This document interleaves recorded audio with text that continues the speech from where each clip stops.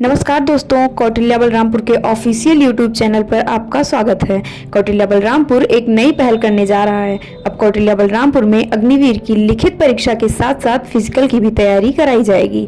इसके साथ ही 6 से 12 तक के सभी बोर्ड के सभी विषयों की तैयारी कराई जाएगी। आइए आज दिनांक 1 अप्रैल 2023 के करंट अफेयर्स से संबंधित कुछ प्रश्नों को समझते हैं। हमारा पहला प्रश्न है, प्रोजेक्ट आकाश तीर के तहत रक्षा मंत्रालय ने किसके साथ एक समझौता किया है? हमारा सही विकल्प है सी, यानी कि भारत इलेक्ट्रॉनिक्स लिमिटेड के साथ। रक्षा मंत्रालय ने देश की रक्षा क्षमताओं को बढ़ाने के लिए घरेलू उत्पादकों के साथ लगभग 5400 करोड़ रुपए की कुल लागत के 3 अनुबंधों पर हस्ताक्षर किया है, जिनमें भारत इलेक्ट्रॉनिक्स लिमिटेड प्रथम स्थान पर, BEL दूसरे स्थान पर और न्यू स्पेस इंडिया लिमिटेड तीसरे स्थान पर रहे। हमारा अगला प्रश्न है, T20I फॉर्मेट में सर्वाधिक विकेट लेने वाले गेंदबाज कौन बने हैं? तो हमारा सही विकल्प है डी, यानी कि शाकिब अल हसन।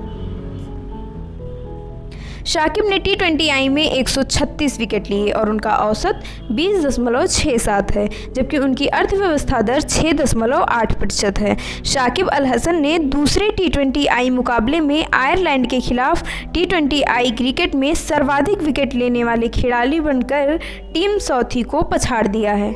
हमारा अगला प्रश्न है, एसोचैम के नए अध्यक्ष कौन बने हैं? तो हमारा सही विकल्प है ए, यानी कि अजय सिंह। स्पाइसजेट के मुख्य अधिकारी अजय सिंह भारतीय वाणिज्य और उद्योग संघ के नए अध्यक्ष बने हैं। एसोचैम आर्थिक विकास और भारत में व्यवसायों के लिए उपयुक्त वातावरण बनाने का काम करता है। सोरेन इन्वेस्टमेंट फंड के संस्थापक और अध्यक्ष संजय नायर को एसोचैम के नए वरिष्ठ उपाध्यक्ष के रूप में नियुक्त किया गया है।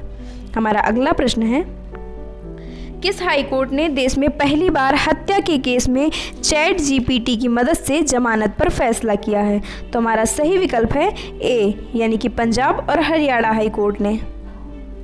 देश में पहली बार पंजाब और हरियाणा हाईकोर्ट ने हत्या के केस में जमानत याचिका पर सुनवाई के दौरान आर्टिफिशियल इंटेलिजेंस आधारित चैट जीपीटी का कोई भी संदर्भ और की गई कोई भी टिप्पणी मामले की योग्यता राय की अभिव्यक्ति नहीं की थी। हमारा अगला प्रश्न है, शेख मसूद बिन जायद अल नहयान किस देश के नए उपराष्ट्रपति बने हैं? तो हमारा सही विकल्प है बी, यानी कि संयुक्त अरब अमीरात के। संयुक्त अरब अमीरात के राष्ट्रपति शेख मोहम्मद बिन जायद अल नहयान ने अपने भाई शेख मसूद बिन जायद अल नहयान का देश का उपराष्ट्रपति नियुक्त किया है। नियुक्ति को UAE फेडरल काउंसिल ने मंजूरी दे दी है। हमारा अगला प्रश्न है, हाल ही में किस भारतवंशी ने अमेरिका के विदेश उपमंत्री का पद संभाला है? तो हमारा सही विकल्प है ए, यानी कि रिचर्ड शर्मा ने। भारत में अमेरिका के राजदूत रहे भारतवंशी रिचर्ड वर्मा को एक और महत्वपूर्ण जिम्मेदारी मिल गई है। अमेरिकी सीनेट ने विदेश उपमंत्री प्रबंधन और संसाधन के पद पर उनकी नियुक्ति को मंजूरी दे दी है। इसे अमेरिका में विदेश विभाग के CEO के रूप में प्रभावशाली पद माना जाता है। हमारा अगला प्रश्न है, टेक्सास विश्वविद्यालय द्वारा किसे लाइफ टाइम अचीवमेंट अवार्ड से सम्मानित किया गया? तो हमारा सही विकल्प है बी, यानी कि नवीन जिंदल। नवीन जिंदल को university of Texas at Dallas ने लाइफ टाइम अचीवमेंट अवार्ड से सम्मानित किया है।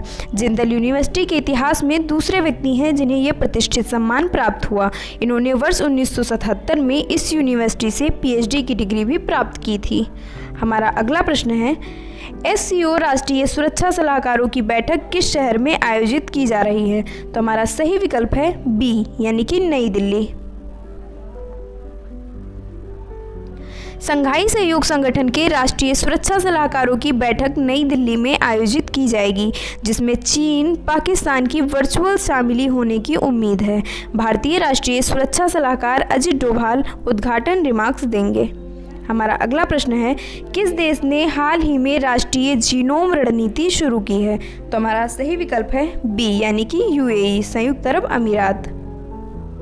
UAE ने हाल ही में अपनी राष्ट्रीय जीनोम रणनीति शुरू की है, जिसका उद्देश्य जीनोमिक कार्यक्रमों के विकास और कार्यान्वयन का समर्थन करना है।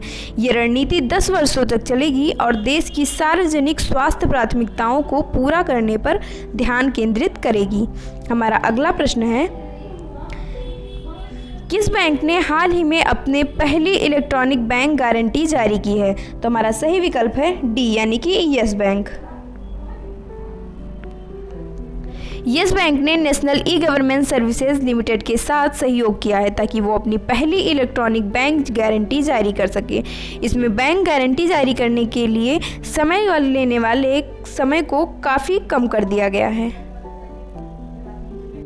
अगर आपको हमारा कंटेंट पसंद आता है तो हमारे YouTube चैनल को सब्सक्राइब करें, बेल आइकन पर प्रेस करें और प्रोग्राम का लिंक अपने दोस्तों के साथ शेयर करें। Thank you.